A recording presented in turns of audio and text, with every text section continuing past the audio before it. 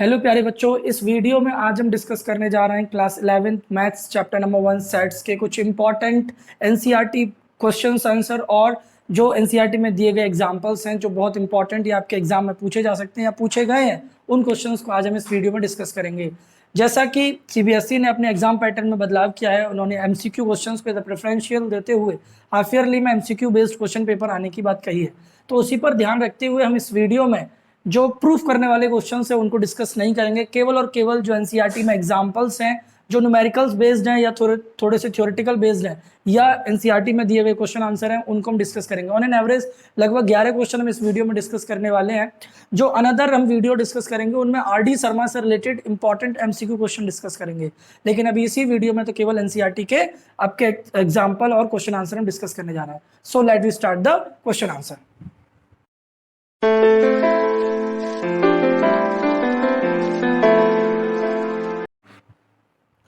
देखो बच्चों, वैसे तो हम आपको पूरी तरीके से थ्योरी प्रीवियस वीडियो में अच्छी तरीके से समझा चुके हैं, लेकिन फिर भी वह थ्योरी और अच्छी तरीके से आपको आनी चाहिए। इसके लिए आपको क्वेश्चंस भी करना सीखना चाहिए।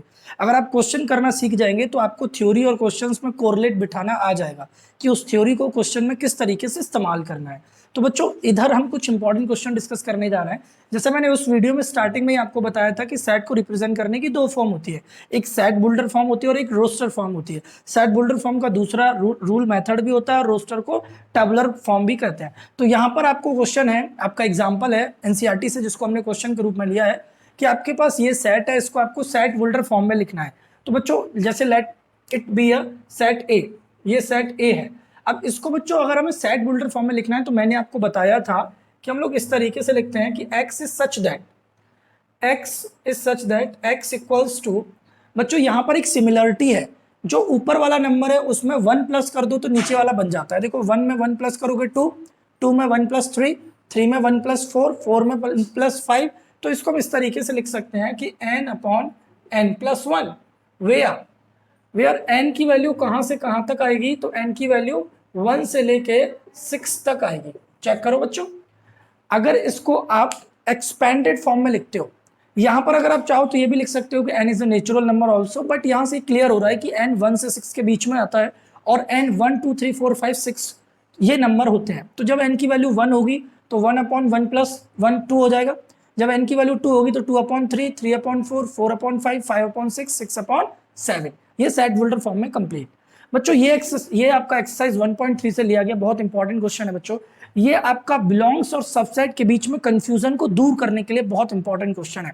देखिए ध्यान से, एक ए सेट है जिसमें 1 और 2 दो एलिमेंट है। यहां पर ये 3 और 4 एक करली ब्रैकेट के अंदर दे रखे हैं। इसका मतलब ये बच्चों यहां पर ये पूरा एक एलिमेंट की तरह है। 5 एक अनदर एलिमेंट है। हमें बताना है कौन सा स्टेटमेंट इनकरेक्ट होगा और क्यों इनकरेक्ट होगा। तो बच्चों देखो, यहां 3,4 ब्रैकेट के अंदर है और सबसेट है ए का। तो बच्चों ये ए का कब सबसेट होगा, जब इसके एलिमेंट ए के अंदर होंगे। तो बच्चों ये बताओ क्या इसके एलिमेंट 3 और 4 ए के अंदर हैं? तो देखो ए के अंदर 3 और 4 नहीं है, ब्रैकेट के साथ है, बिना ब्रैकेट के तो नहीं है ना। मतलब आप ये समझो कि ये ब्रैकेट के अंदर लिखे हुए एलिमेंट है, तो 3,4 ऐसे लिखे हो जैसे 1,2 लिखा हुआ है, तो ऐसे तो नहीं लिखे हुए। तो इसका मतलब पहला आपका इनकरेक्ट होगा, ये आपका एक इनकरेक्ट है। आपसे पूछना कौन सा स्टेटमेंट इनकरेक्ट है, पहला स्टेटमेंट इनकरेक्ट है। क्यों? क्योंकि बच्चों सबसेट का मतलब होता है उसके एलिमेंट का लिखा होना, लेकिन यहाँ एलिमेंट नहीं, ये तो खुद ही एक एलिमेंट है। 3,4 ये पूरा एक एलिमेंट है, यहाँ पर दो एलिमेंट अलग अलग नहीं है, ये बात रिमेंबर रखना बच्चों। अब देखो यहाँ 3,4 बिलोंग्स टू ए है। बिलोंग्स का मतलब होता है बच्चों एज इट इज लिखा होना, ये हूबहू ऐसे ही होना चाहिए। ब्रैकेट है तो ब्रैकेट के साथ होना चाहिए। तो बच्चों ये बताओ, ये एज इट इज ब्रैकेट के साथ क्या ए के अंदर है? बिल्कुल है। तो बच्चों ये स्टेटमेंट करेक्ट स्टेटमेंट है, हमें तो लेकिन इनकरेक्ट देखना है ना। अब ये बताओ, यहां पर देखना बच्चों, यहां पर ये वाला ब्रैकेट है ना, ये आपका सेट रिप्रेजेंट कर रहा है। बच्चों ध्यान रखना, ये क्या कर रहा है? सेट। लेकिन ये वाला ब्रैकेट बच्चों आपका एलिमेंट की तरह है। बच्चों एलिमेंट की तरह है मतलब ये एक सेट है जिसमें एक एलिमेंट लिखा हुआ है करली ब्रैकेट के अंदर 3,4। तो अब ये बताओ बच्चों, ये वाला जो एलिमेंट है क्या ये ए के अंदर है? तो चेक करो, ए के अंदर है एज ए एलिमेंट। तो ये स्टेटमेंट आपकी ट्रू स्टेटमेंट होगी, करेक्ट होगी, but we have to find the wrong statement. क्या 1 ए में बिलोंग करता है, मतलब ये देखो क्या 1 एज इट इज लिखा हुआ है, तो यस 1 एज इट इज लिखा हुआ है, तो वो भी करेक्ट स्टेटमेंट होगी। फिफ्थ वाला देखो, क्या 1 सबसेट है ए का, नहीं, कभी भी एलिमेंट कभी एक सेट का सबसेट नहीं हो सकता बच्चों, ये तो एलिमेंट है ना 1, तो 1 कैसे किसी का सबसेट हो सकता है, समझो, सबसेट के लिए इसको भी तो सेट बनना पड़ेगा, लेकिन 1 तो एलिमेंट है, तो बच्चों ये तो स्टेटमेंट रॉन्ग होगी हमेशा। अब सिक्स्थ वाला देखो बच्चों, ये देखो कि ये सेट है, ये करली ब्रैकेट सेट बता रहा है, ये एलिमेंट है 1 to 5, क्या ये 1 to 5 ए के अंदर है, 1 to 5 ए के अंदर है, ये ट्रू स्टेटमेंट है। ये देखो ये क्या एज इट इज बिलोंग करता है, बिलोंग का मतलब होता है एज इट इज लिखा होना, क्या बच्चों ये एज इट इज ए के अंदर है, तो एज इट इज मतलब ब्रैकेट के साथ लिखा हुआ होना चाहिए, तो क्या ये ब्रैकेट के साथ लिखा हुआ है, नहीं लिखा हुआ है, इसका मतलब ये इनकरेक्ट स्टेटमेंट है बच्चों। अब ये देखो क्या ये सबसेट है, सबसेट का मतलब बच्चों 1 2 और 3 बिना ब्रैकेट के लिखे हुए होने चाहिए, तो देखो 1 2 और 3 ने मामला बिगाड़ दिया, तो बच्चों ये इनकरेक्ट स्टेटमेंट हो जाएगी, ठीक है ना, ये सबसेट नहीं है।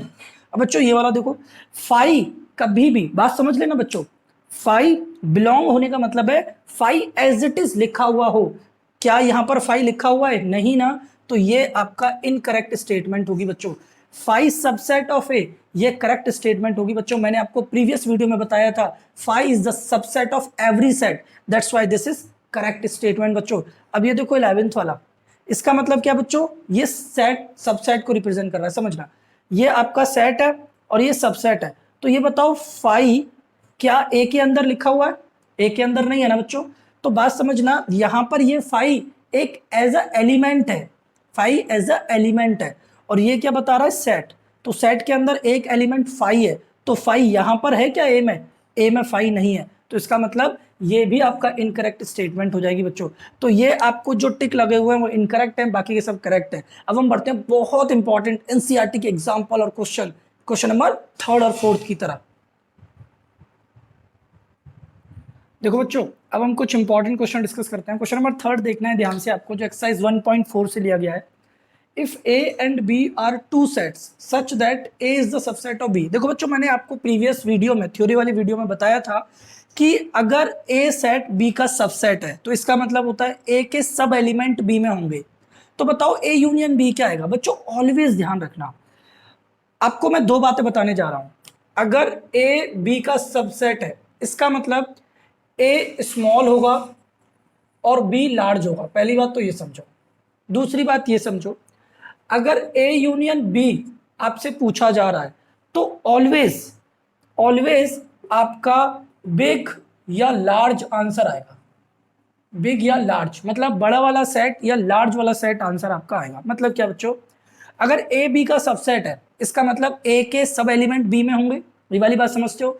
जैसे आपने ए को लिया 1,2 और बी को लिया 1,2,3, इसका मतलब ए के एलिमेंट बी में। अब ये देखो बच्चों, ए यूनियन बी आपसे पूछ रहा है, तो आप ये बताओ ए का और बी का जब यूनियन निकालोगे तो बच्चों आंसर क्या आएगा, 1 2 3 ही आएगा ना, मतलब बी सेट निकल के आएगा। तो बच्चों always remember whenever you have to find the union of two set, always answer comes to be big set, large set, that is set B. तो बच्चों इसका आंसर आपका क्या हो जाएगा, ए यूनियन बी बराबर बी सेट। होप आपको clear हो गया होगा। एक बार फिर सुनो, अगर ए बी का सबसेट है इसका मतलब ए छोटा है और बी बड़ा है। दूसरी बात, अगर आपसे ए यूनियन बी पूछा जा रहा है तो हमेशा बड़ा आंसर आता है, तो बड़ा आंसर क्या होगा, B, that's why A union B बराबर बी। अगर इंटरसेक्शन की बात करते हैं तो छोटा आंसर आता है, मैं पुरानी वीडियो में आपको बता चुका हूं। अब ये क्वेश्चन जो एग्जाम्पल है आपका बहुत इंपॉर्टेंट है, ठीक है ना, एक्सरसाइज 1.6 से पहले शायद एग्जाम्पल है, सो आपको अच्छी तरीके से समझना चाहिए। There are 200 individuals with a skin disorder, 200 लोग ऐसे हैं जिनको स्किन की बीमारी होती है। 120 had been expose to the chemical C1, C1 से मतलब C1 केमिकल से बीमार होने वाले लोग 120 हैं और C2 केमिकल से बीमार होने वाले लोग 50 हैं और 32 भी बहुत केमिकल, जो दोनों केमिकल का इस्तेमाल करके बीमार हुए हैं वो कितने हैं, 30। पहले तो ये समझो, always remember whenever word and use C1 and C2, इसका मतलब होता है बच्चों इंटरसेक्शन। C1 मैंने बताया था प्रीवियस वीडियो में कि एंड का मतलब दोनों से बीमार होने वाले कितने हैं 30। अब ये बताना है आपको पहले वाले में कि केमिकल C1 से तो हुए हों बट नॉट केमिकल C2, वो वाले बताओ जो केवल और केवल C1 से बीमार हुए हों। तो बच्चों आपको लग रहा होगा 120 हो तो गए, 120 नहीं बच्चों, 120 वो लोग हैं जो C1 से परेशान हुए हैं, C1 से बीमार हुए हैं, लेकिन वो ऐसे भी हैं जो C2 से, उन्होंने C2 केमिकल का भी इस्तेमाल किया था। मतलब क्या है समझो, जैसे ये वेन डायग्राम आपने बनाया बच्चों, वेन डायग्राम में मैं भी आपको समझा चुका हूँ, ठीक है ना। 19th सेंचुरी में इंग्लिश लॉजिशियन हुआ करते थे जॉन वेन, जिन्होंने अपना एक थ्योरी दिया। अब सुनो बच्चों, ये आपको समझना है, ठीक है ना। अब ये समझिए बच्चों, ये C1 है और ये C2 है। अब आप ये समझना कि ये जो पार्ट है ना वो इंटरसेक्शन होता है बच्चों। इंटरसेक्शन कितना दे रखा है 30, तो आप ये समझना आपको कितना दे रखा है इंटरसेक्शन, आपको 30 दे रखा है इंटरसेक्शन, तो आप यहां लिख दोगे 30। अब इसके बाद बच्चों ये समझो, C1 का मतलब है कितना 120, तो ये पूरा 120 है बच्चों, पूरा 120 है। 120 में से 30 निकाल दोगे तो बच्चों ये कितना आएगा आपका 90 आएगा, ठीक है ना बच्चों। अब NC2 का मतलब है 50, तो 50 में ये पूरा आ रहा है, लेकिन आपका 30 तो निकालना पड़ेगा ना आपको 50 में से, जब ये कितना बचेगा आपके पास 20 बचेगा। तो आपने क्या कर दिया बच्चों, ये 90, ये 30 और ये 20। अब आपको बताना है कि केमिकल C1 से बीमार होते हो but not chemical C2, C1 से बीमार होने वाले केवल और केवल C1 से। बच्चों इसका मतलब है फर्स्ट वाले का आंसर का मतलब है एन C1 से बीमार होते हो लेकिन C2 से नहीं होते हो, मतलब NC1 माइनस C2। तो अब एक बात बताओ, ये वाली वैल्यू मैंने आपको बताई थी पुरानी वीडियो में, इसको हम A माइनस बी लिखते हैं, ठीक है ना। तो ये आ जाएगा आपका C1 माइनस C2। तो एक बात बताओ बच्चों, पहले वाले का आंसर कितना आ जाएगा 90, मतलब केवल और केवल C1 केमिकल से बीमार होने वाले बच्चों की या लोगों की संख्या कितनी है 90। क्लियर हुआ ना, ठीक है। अब दूसरा वाला क्वेश्चन सुनो, दूसरे वाले में बोल रहे हैं आपसे कि केमिकल C2 से तो बीमार होते हो लेकिन C1 से नहीं होते हो। तो बच्चों ये केवल और केवल C2 केमिकल का इस्तेमाल करते हो, वो ये वाला केमिकल C1 का इस्तेमाल नहीं करते हो, समझ रहे हो ना। तो कितने हैं 20, तो सेकंड वाले का आंसर कितना हो जाएगा C2 माइनस C1 का आंसर हो जाएगा बच्चों 20। तीसरे वाले में बोल रहे हैं केमिकल C1 या C2 दोनों से बीमार होने वाले बच्चों, तो दोनों से बीमार होने वाले 90, 30 और 20, तो आपके कितने हो जाएंगे दोनों से बीमार होने वाले, मतलब A यूनियन B निकालना है बच्चों, या तो डायरेक्ट निकाल दीजिए 90 और 30 120 और 20 140। बच्चों ये तो मैंने आपको वेन डायग्राम से करा दिया, अगर आपको लगता है कि नहीं हमें फॉर्मूले से भी करा दीजिए तो मैं आपको फॉर्मूले से भी करा देता हूँ बच्चों।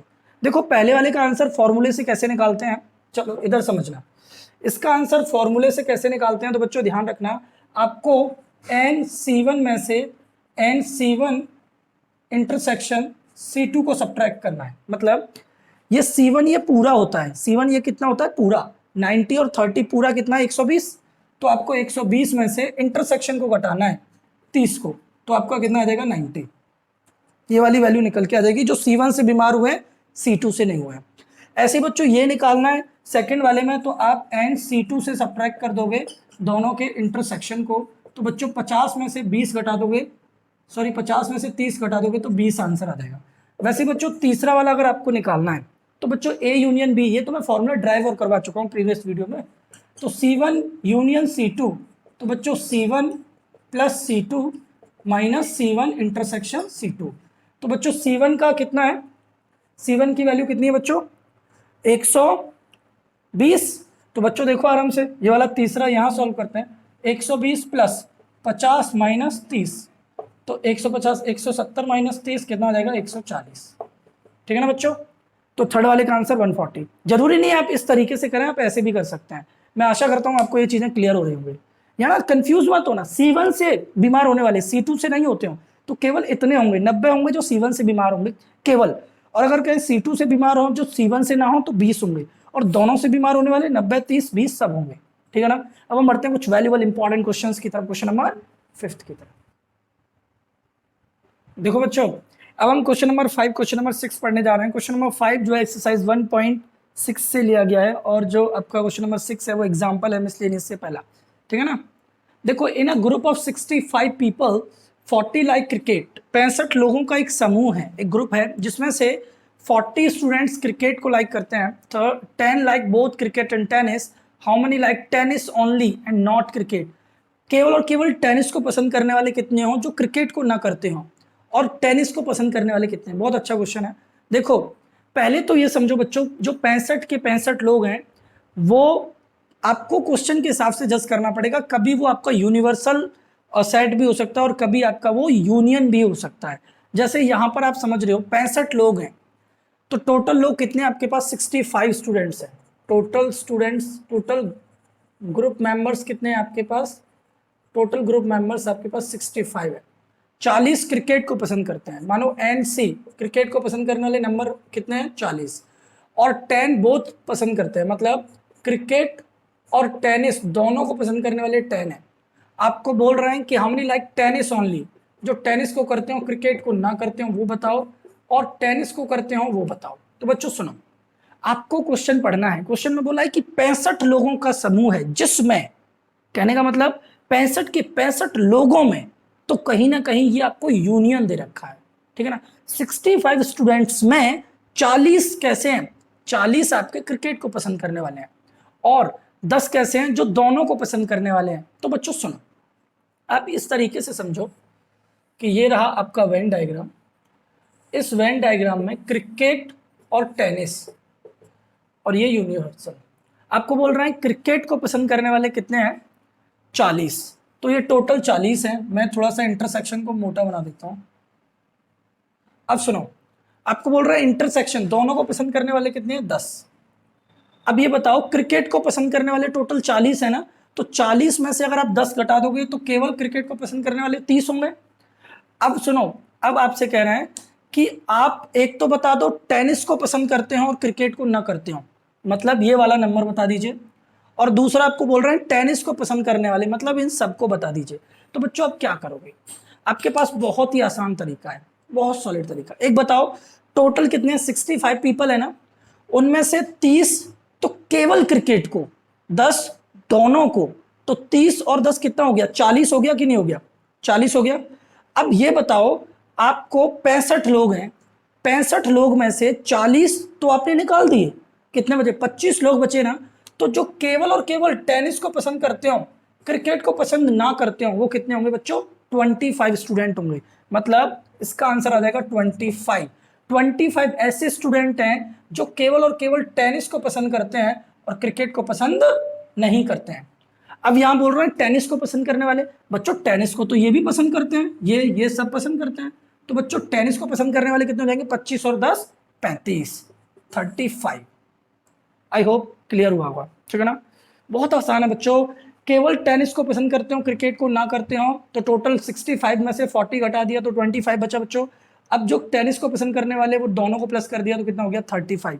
फॉर्मूले से कैसे करते हैं वो भी मैं आपको बता देता हूं बच्चों। चलो देखो इधर, पहले आपको ना फॉर्मूला लगाना पड़ता है एन सी यूनियन टी बराबर N C plus N T minus N C intersection T. अब देखो यूनियन को कितने हैं? 65, सी को पसंद करने वाले 40 और दोनों को पसंद करने वाले कितने हैं बच्चों? ओह शिट, सही है ना। ये हमें निकालना है, टी को पसंद करने वाले हमें निकालना है और दोनों को पसंद करने वाले 10। 10 इधर जाके कितना हो जाता है बच्चों? प्लस का 40 प्लस एन टी, तो 65 और 10 कितना होता है? 75। 75 में से 40 घटा देते तो 35। तो एन टी को पसंद करने वाले कितने हो जाते हैं? 35। देखो 35 है कि नहीं। अब आपको निकालना है कि केवल टी को पसंद करने वाले, तो केवल टी एन टी ओनली निकालने के लिए आप एन टी में से एन टी इंटरसेक्शन सी घटा देते हैं। टी कितना है? 35 माइनस 10, तो केवल और केवल उसको पसंद करने वाले, टी को पसंद करने वाले कितने आ जाते हैं बच्चों? 25। ओनली टी को पसंद करने वाले, क्लियर है ना। अब देखो question number 6, list all the subset of the set. आपको इसके सबसेट की लिस्ट बनानी है। तो देखो पहले तो ये बताओ इसमें कितने एलिमेंट आ रहे हैं? 3। तो मैंने आपको पावर ऑफ सेट निकालने का फॉर्मूला बताया था ना, 2 की पावर n। n कितना है? 1 2 3, तो 2 की पावर 3 कितना हो जाएगा? 8। तो इसके कितने सबसेट बनेंगे? 8 सबसेट बनेंगे। अब देखो लिस्ट देखो, लिस्ट देखो, तो सबसे पहले लिस्ट क्या आएगी बच्चों? 5। क्यों? क्योंकि 5 is the subset of every set. तो पहले 5 हो गया, उसके बाद आप -1 को लीजिए, उसके बाद आप 0 को लीजिए, उसके बाद आप 1 को लीजिए, उसके बाद बच्चों आप -1 और 0 दोनों को लीजिए, उसके बाद -1 के साथ 1 भी लीजिए, उसके बाद 0 के साथ 1 भी लीजिए, उसके बाद आप तीनों को लीजिए। अब गिनिए 1 2 3 4 5 6 7 8, 8 के अलावा 9वां कोई सबसेट हो तो बता देना कमेंट बॉक्स में। यही बनेंगे, 8 ही बनेंगे, इसके अलावा नहीं बनेगा इस केस में, ठीक है ना। फॉर्मूला भी मैं पिछली वीडियो में आपको बता चुका हूं। तो मैं आशा करता हूं ये दोनों क्वेश्चन आपको जरूर पसंद आए होंगे। अब हम पढ़ते हैं अगले क्वेश्चन नंबर 7th 8th की तरफ, ठीक है ना। देखो बच्चों, ये क्वेश्चन नंबर 7 और क्वेश्चन नंबर 8 बहुत इंपॉर्टेंट क्वेश्चन है। क्वेश्चन नंबर 7 आपका एनसीईआरटी का एग्जाम्पल 34 है, जो कि कंपटीशन बेस्ड या आपके स्कूल के एग्जाम से रिलेटेड बहुत इंपॉर्टेंट क्वेश्चन है। और क्वेश्चन नंबर 8 आपकी एक्सरसाइज, मिसलेनियस एक्सरसाइज से लिया गया क्वेश्चन है। तो बच्चों देखिए, क्वेश्चन नंबर 7 और 8 दोनों ही अच्छी तरीके से सॉल्व करते हैं। बोला गया in a college awarded 38 medals in football. Football में आपको 38 मेडल्स दिए गए, 15 इन बास्केटबॉल, बास्केटबॉल में आपको 15 मेडल्स दिए गए, एंड 20 इन क्रिकेट, क्रिकेट में आपको 20 दिए गए। If these medals went to a total of 58 man, मतलब आप ये मान के चलिए बच्चों, जैसे ये आपका वेन डायग्राम हो गया, आपको बोले हैं कि आपके पास फुटबॉल है, बास्केटबॉल है, क्रिकेट है। अब आपको ये समझना है बच्चों कि आपको 58 मैन में टोटल डिस्ट्रीब्यूट किए गए हैं अवार्ड। तो मतलब ये 58 है, ये जो तीनों जो सेट आपको दिख रहे हैं, इन तीनों का यूनियन 58 है। आप खुद सोचो, आपने मेडल डिस्ट्रीब्यूट किए तो आपने 58 मैन में वो इक्वली मतलब 58 मैन में बांटे हैं वो मेडल्स। तो कहने का मतलब क्या है कि जो 58 मैन होंगे वो इन सब यूनियन को रिप्रेजेंट करेंगे। सोचो आराम से कि आपने किसी को 2, किसी को 3, किसी को 1 मेडल दिया है, और टोटल कितने हैं 58 मैन को मेडल दिए गए। तो टोटल 58 आपका क्या है, इन तीनों का इंटरसेक्शन है बच्चों। अब सुनिए, अब आपसे कह रहे हैं and only 3 man got medals in all the 3 sports. केवल 3 ही बच्चे ऐसे हैं जो तीनों में मेडल्स जीते हैं। केवल 3 स्टूडेंट्स ऐसे हैं जिन्होंने तीनों में मेडल्स गॉट किए हैं। मतलब वो आपको इंटरसेक्शन दे रखा है बच्चों, वो आपको इंटरसेक्शन दे रखा है। अब बोले how many received medals in exactly 2 of the 3 sports. ऐसे बच्चों की संख्या बताइए जो एग्जैक्टली 2 गेम में, स्पोर्ट्स में, 2 स्पोर्ट्स में मेडल्स जीतते हैं। मतलब क्या बच्चों, जैसे let us take this B A, this B B, C, D, E, F and G. तो अगर मैं आपसे कहूं बच्चों इस डायग्राम में से हमें क्या बताना है, तो हमें ऐसे बच्चों की संख्या बतानी है जो 2 ही स्पोर्ट्स में मेडल जीतते हो। तो देखो ये बी है, बी वाला फुटबॉल और वॉलीबॉल, फुटबॉल और बास्केटबॉल दोनों में जीतता है। ये डी वाला फुटबॉल और क्रिकेट 2 गेम में जीतता है। ये एफ वाला बास्केटबॉल और क्रिकेट में जीतता है मेडल्स। कहने का मतलब हमें बताना है, क्या बताना है बच्चों, हमें बताना है B plus D plus F की वैल्यू बतानी है कि ऐसे बच्चों की संख्या बताओ जो 2 स्पोर्ट्स में मेडल्स जीतते हो। तो हमें बताना है बी, डी और एफ। बच्चों एक बात बताओ, ये जी जो आपको दिख रहा है ये वो बच्चे हैं जो तीनों स्पोर्ट्स में जीतते हैं। तो ऐसे कितने बच्चे बच्चों, 3। तो अगर मैं यहाँ 3 लिख दूं तो कोई प्रॉब्लम नहीं होनी चाहिए, ठीक है ना बच्चों। अब एक बात बताओ, हमें बोला है कि बी, डी और एफ की वैल्यू हमें बतानी है। तो बच्चों क्या कर सकते हैं हम ऐसा कर सकते हैं, हम फॉर्मूला लगा सकते हैं बच्चों। देखो फॉर्मूला किस तरीके से लगाएंगे, फॉर्मूला हम जानते हैं बच्चों, N F union B union C. इस फॉर्मूले का मैंने प्रूफ भी आपको प्रीवियस वीडियो में करवाया है, ठीक है ना। N F plus N B plus N C minus N F intersection B minus N B intersection C minus N F intersection C plus N F intersection B intersection C. अब बच्चों इनकी value 58 given है आपको, F की value 38 given है बच्चों, B की value 15, इसकी वैल्यू 20। और देखो बच्चों इंटरसेक्शन देखो, एफ और बी में क्या कॉमन है, तो एफ और बी में बी और 3 दोनों में कॉमन है बच्चों। तो यहाँ लिखोगे आप बी प्लस 3 विद ब्रैकेट लिखना है बच्चों। बी और सी में क्या कॉमन है, तो 3 और एफ कॉमन है बच्चों, 3 प्लस एफ। अब ये देखो बी और सी हो गया, एफ और सी में क्या कॉमन है, डी और 3 कॉमन है बच्चों, डी प्लस 3। अब देखो तीनों में क्या कॉमन है बच्चों, 3 कॉमन है। अब देखो इन तीनों को प्लस करो तो कितना हो जाएगा, 30, 40, 50, 60, 68 और 5, 73, ठीक है ना। अब देखो minus B minus 3 minus 3 minus F minus D minus 3 plus 3, 3 से 3 कट गया। अब इसको ऐसा करो 58 बराबर 73 माइनस बी, 3 और 3 6 माइनस एफ माइनस डी। अब एक और स्टेप बढ़ा लो, 58, 73 में से 6 घटाओगे बच्चों तो कितना बचेगा, फटाफट बताओ, 67 बचेगा। Minus B minus F minus D. अब इन तीनों वैल्यूज को इधर ले जाओ बच्चों, तो B plus F plus D, 67 में से बच्चों 58 को घटा दो तो बच्चों कितना बचेगा, 9 बचेगा, ठीक है ना। तो b plus F plus D की वैल्यू कितनी आ जाएगी बच्चों, 9। तो 9 ऐसे बच्चे हैं जिनको एग्जैक्टली 2 स्पोर्ट्स में अवार्ड मिलता है बच्चों, ठीक है ना। होप आपको क्लियर हो गया होगा, अगर नहीं हुआ है तो वीडियो को बैक करके दोबारा देखिएगा, आपको पक्का समझ में आएगा। अब हम बढ़ते हैं नेक्स्ट क्वेश्चन नंबर 8 की तरफ। इन अ सर्वे ऑफ 600 स्टूडेंट्स, 600 लोगों के ऊपर एक सर्वे किया गया। 150 students were found to be taking tea. Tea को पसंद करने वाले कितने हैं, 150। टी को पसंद करने वाले 150। 225 टेकिंग कॉफी, और कॉफी को पसंद करने वाले 225। 100 वर टेकिंग बोथ, दोनों को पसंद करने वाले आपको ध्यान रखना है 100। आपको बोल रहे हैं find how many students were taking neither T, हमें बताना है ना तो टी को पसंद करने वाले और ना ही कॉफी को पसंद करने वाले लोग कितने होंगे। बच्चों बहुत आसान है, वेन डायग्राम बनाइए। देखो आपने वेन डायग्राम बनाया बच्चों, आपने एक तरफ टी बनाया एक तरफ कॉफी बनाया। अब सुनो बच्चों, अब दोनों को पसंद करने वाले कितने हैं, 100। अब ये देखो टी को पसंद करने वाले 150 हैं, तो टी 150 में से 100 घटाओगे तो ये कितने आ जाएगा, 50। 225 को सी को पसंद करने वाले, 225 में से 100 घटाओगे तो 125 आ जाएगा बच्चों। अब आपके पास टोटल कितने हैं, 600 स्टूडेंट हैं, टोटल कितने हैं, 600।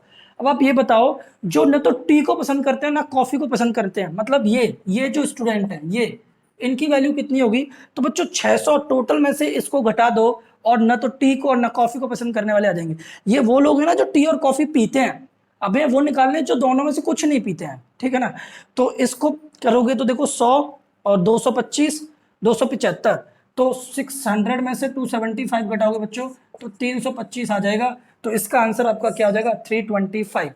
और अगर आपको इसको फॉर्मूले से निकालना है बच्चों तो ऐसा करना, यहां पर आप एन यू टी मतलब एन टी यूनियन सी निकाल देना भाई, एन टी यूनियन सी निकालना, ये वाला फॉर्मूला लगा देना, वही फॉर्मूला जो आपको पहले बताया था उस फॉर्मूले से निकालोगे तो आप 150 प्लस 225 माइनस 100 कर दोगे तो वैल्यू आ जाएगी 275। और जब इसकी वैल्यू निकालनी हो तो इसको 600 में से सब्ट्रैक्ट कर देना, आपका आंसर निकल के आ जाएगा। अब हम बढ़ते हैं नेक्स्ट इंपॉर्टेंट क्वेश्चंस की तरफ, क्वेश्चन नंबर 9 की तरफ। देखो बच्चों अब ये 2 क्वेश्चन और हैं जो बहुत इंपॉर्टेंट क्वेश्चन है, इनको डिस्कस करते हैं। क्वेश्चन नंबर 9 में बोला है in a group of students, students का कुछ ग्रुप है, 100 स्टूडेंट्स नोज हिंदी, 100 विद्यार्थी ऐसे हैं जो हिंदी को जानते हैं, 50 इंग्लिश को, 25 दोनों को। मतलब हिंदी को जानने वाले बच्चे कितने हैं, 100, इंग्लिश को जानने वाले कितने हैं, 50, और दोनों को जानने वाले कितने हैं, 25। हमें बताना है each of the students knows either Hindi और इंग्लिश, मतलब हर विद्यार्थी या तो हिंदी या इंग्लिश जानता ही जानता है, ऐसे विद्यार्थी नहीं है जो एक भी लैंग्वेज नहीं जानते। जितने भी विद्यार्थी हैं ग्रुप में वो सबके सब कोई ना कोई लैंग्वेज तो जानते ही हैं, मतलब जो यूनियन है वही यूनिवर्सल है। आपके बोल रहे हैं how many students are there in a group, group में टोटल विद्यार्थियों की संख्या कितनी है, मतलब हमें यूनियन निकालना है। तो बच्चों फॉर्मूला आप जानते हो, एन एच यूनियन ई बराबर N H plus N E minus N H intersection E. तो 100 प्लस 50 माइनस 25, तो 150 में से 25 घटाओगे 125। तो कितने विद्यार्थी हैं टोटल ग्रुप में, 125 स्टूडेंट्स। अब देखो बच्चों वेन डायग्राम से भी आप इजीली कर सकते थे, ठीक है ना। अब लास्ट क्वेश्चन और देखते हैं। इन अ सर्वे ऑफ 60 पीपल, 60 लोगों का एक सर्वे किया गया। It was found that 25 people read newspaper H. H को पसंद करने वाले कितने हैं, 25, और टी को पसंद करने वाले कितने हैं, 26, आई को पसंद करने वाले कितने हैं, 26, और आपसे कहा गया 9 रीड बोथ, 9 को पसंद करने वाले एच एंड आई, और 11 कैसे हैं जो आपको एच एंड टी को पसंद करते हैं, और 8 कैसे हैं जो आपके टी एंड आई को पसंद करते हैं। 3 तीनों को पसंद करते हैं, एच टी आई को पसंद करने वाले 3।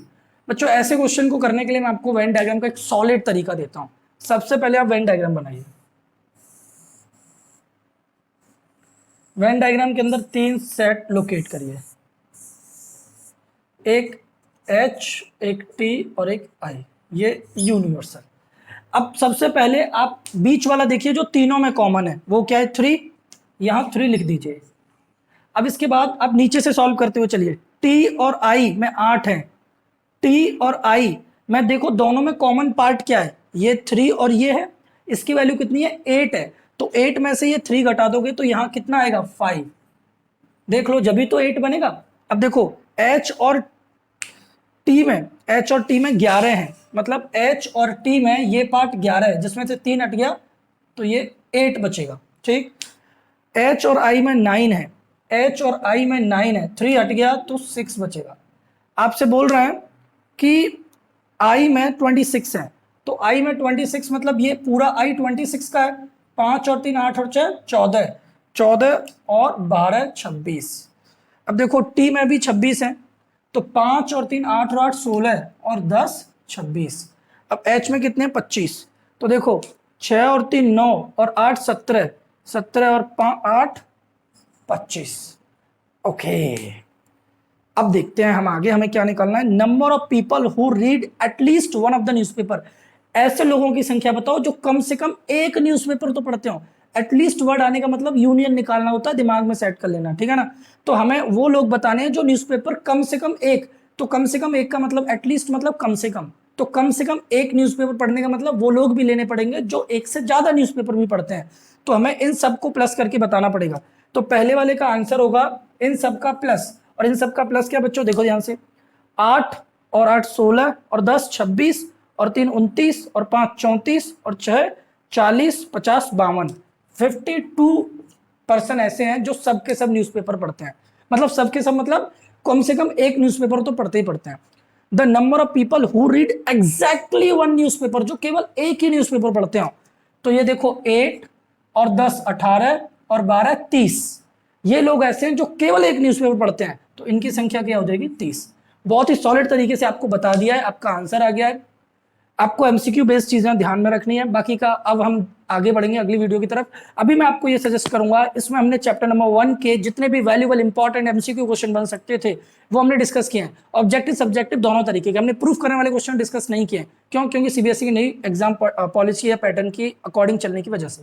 अभी मैं आपको ये बोलूंगा, अभी इतना ही नहीं है, हम इसमें आरडी शर्मा भी सॉल्व करने जा रहे हैं एमसीक्यू क्वेश्चन, तो आपको ये भी पढ़ना चाहिए। आपको पुराना जो थ्योरी वाला वीडियो वो भी पूरा देखना चाहिए। अभी आपको इतना करने के बाद आरडी शर्मा, क्योंकि हर स्टूडेंट की विश होती है कि वह कुछ एक्स्ट्रा भी करे, क्योंकि हर बच्चा चाहता है कि मैं भीड़ से हटकर चलूं, क्योंकि भीड़ साहस तो देती है लेकिन पहचान छुपा लेती है। दैट्स वाई हर बच्चा सोचता है कि मैं कुछ एक्स्ट्रा पढ़ूं, कुछ ऐसा पढ़ूं जो एनसीईआरटी से बाहर हो, और वो सबके दिमाग में एक ही आइडिया आता है, आरडी शर्मा। तो हम इसलिए आरडी शर्मा के एमसीक्यू जितने भी क्वेश्चन है वो सब आपको चैप्टर वाइज सॉल्यूशन करवाएंगे। तो बच्चों अब हम नेक्स्ट वीडियो में मिलते हैं, जब तक के लिए टाटा बाय बाय। ओके।